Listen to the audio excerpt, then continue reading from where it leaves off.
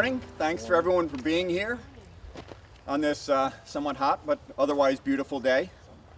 The purpose of this ceremony is to open up the Echo Trail, which you can see most of right before you. It's a trail that runs down an old rail bed. The real purpose for the ceremony is to introduce the town to the trail and to let people know that this resource is available. And that's, the press is here to hopefully get that message out and try to work on that. The other reason to have the ceremony is to thank all the people who contributed to putting this trail together. Any project like this is a great example of a positive endeavor by many, many people throughout the town. On the board I've got a list, but I've got some of the folks here listed. Elaine Lazarus and Ken Parker worked initially to get this land purchased. Ken was chairman of the Upper Charles Trail Committee at that time and worked through town meeting to first identify and then purchase the land. Elaine, Ken, and I worked on applying for a grant from the state to do the actual building of the trail. And while we weren't successful the first year, we happened to have a shovel-ready project when they came looking for projects in June of 2017, and we were able to jump on that, again working with our state rep and state senator who helped kind of send letters of support, and we got that money and were able to put this trail together. The caveat we had when we went to build that was we got a start date of about July, and we had to have the entire thing done by the money spent by December 31st. We didn't have the whole thing done by then, but we got the money spent. And again, that took a lot of effort on Elaine's part to work through that and deal with all the political hurdles and hoops that one needs to go through. Obviously, her boss, Norman Khumalo, also helped on that. The selectmen have been very supportive on this.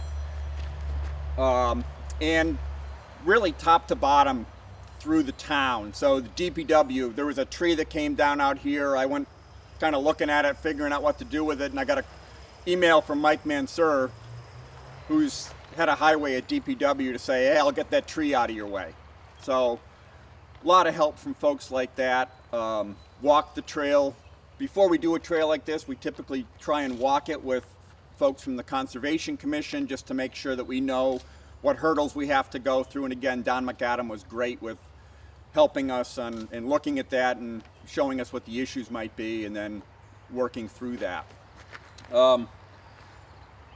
Funding for the trail, we got that money through a combination of Community Preservation Act monies, that's through the town, through town meeting.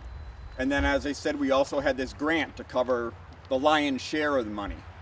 The grant program through DCR, Department of Conservation and Resources and Recreation, is a matching grant, so you have to contribute. So having that CPA money allowed us to put the match in to do this. The other thing that shows up on the state bottom line, but is really where a lot of the quote-unquote funding comes from, is volunteer effort. And just a ton of people helped out working. We were here Saturday. There used to be a very large dirt pile right there. I'm bad about this, but we should have taken a picture of that large dirt pile. It's no longer here, and the parking lot looks great. This looked quite different on Saturday morning. And just the scouts worked on clearing stuff down there. If you want to go for a little bit longer walk down there, you'll see a bridge that was an Eagle Scout project by Cameron Hanna, who's here, hiding in the back apparently. Oh, there he is. So, lots of effort. On these projects, I worked as the clerk of the works for it, but I couldn't do the project without the guys with the equipment, the construction guys. So Scott Curran from Homesite Designs, Hopkins and Homesite Designs, does a great job of keeping me on the straight and narrow. So I tell him I want this, and he said, well, that won't work, but if you do this, we can make it work.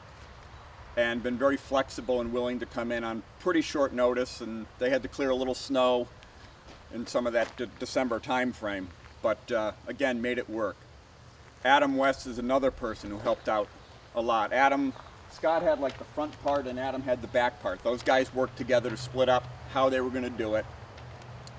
Again, I try and get out of the way of this stuff and let the folks who know what they're doing do the work. So that worked out well, and they've been always great to work with. Mike Bolson sort of is our volunteer / professional who also comes in, and we decide what to do and argue about it, and you know, we usually do it Mike's way. So we had one of those already this morning, so I won't get into what that was. Then finally, Laughin' Trucking out of Framingham is, you know, again, they had to drive their trucks all the way down here. This is not sort of your normal construction project for those guys, but no arguments, and they did it and made it work for them. Finally, as far as volunteers, I mentioned Mike. Backing up to the planning was, as I said earlier, Upper Charles Trail deciding to buy this, but then Beals and Thomas and Robert Weidnick, who's here, really helped a lot. Robert, again, is also the chairman of Holliston's Upper Charles Trail Committee, or Trail Committee, right? Yeah. Trails Committee. Just gives a ton of insight on this, and then does the actual paperwork that gets us to this process, and goes to the Conservation Commission with us and works through things. I've also got Robert on the list here as a volunteer because I think some of his time here isn't being paid for. It's helping us out as a, you know, neighboring town Trails Committee chair. And certainly when he hands over his pieces of equipment to let me go, you know, trim the brush down there, that was certainly on as a volunteer offering that equipment. So Robert's just been instrumental in this trail and then the other ones that we've done in town. So I really, really appreciate all your effort. Never mind his appearing at our Trails Forum, which, by the way, I've got rolling on the computer over there, unless it's shut off, but that was the idea. Trails Club, Hopkinton Trails Club, a lot of volunteer effort. Like I said, the Saturday effort was mostly Trails Club. Jeff Barnes, we'll walk down a little bit, you can see the sign down there. Jeff came to me and said, gee, is there any way to put a historic sign down to talk about what was here? There used to be, believe it or not, within, I think, the last 50 years, 50, 60 years, there was a huge cutting shed over there for granite, just right over in the woods. And you'll look at that and trees everywhere and you go, how could there have been a building here? But there was. Jeff helped us kind of keep that memory of what was really a pretty important aspect of Hopkinton's history. Troop 4, I mentioned Cameron again, but he had a lot of folks that worked with him to put that bridge in. Prior to that, they did a lot of clearing on the trail as well.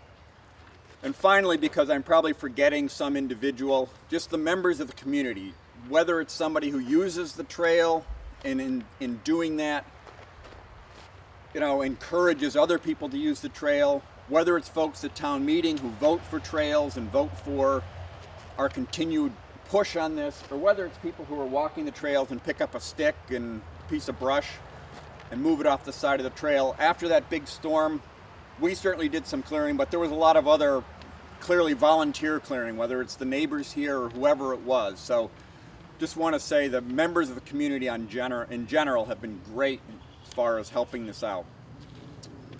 With that, I wanted to keep this ceremony somewhat short given the weather, and I'll have Elaine do the ribbon cutting. Okay. Is there a trick to this? No, just cut the ribbon anywhere. And I just also wanted to thank the residents and the volunteers, especially the abutting residents who have to put up with a bit of construction activity.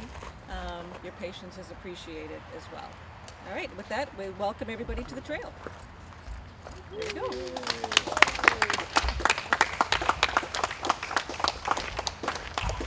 There's cookies, there's drinks in the cooler.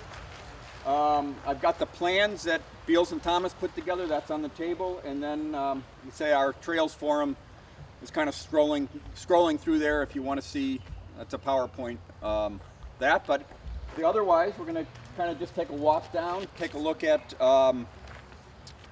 really two things. One is the sign. We'll look at the bench that Mike Balson put in here on Saturday, which is sort of dedicated to the respite center.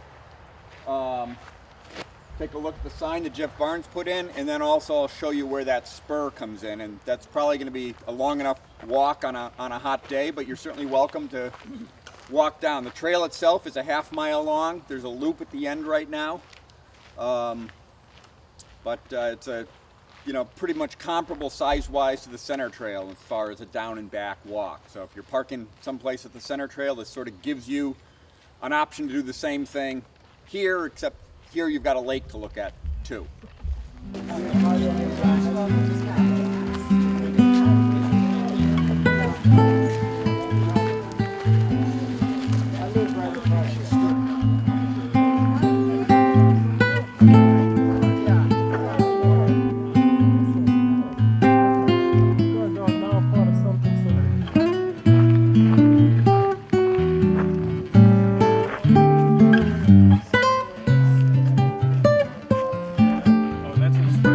Yeah, that's where the spur railroad goes. So that pine had to be the first thing.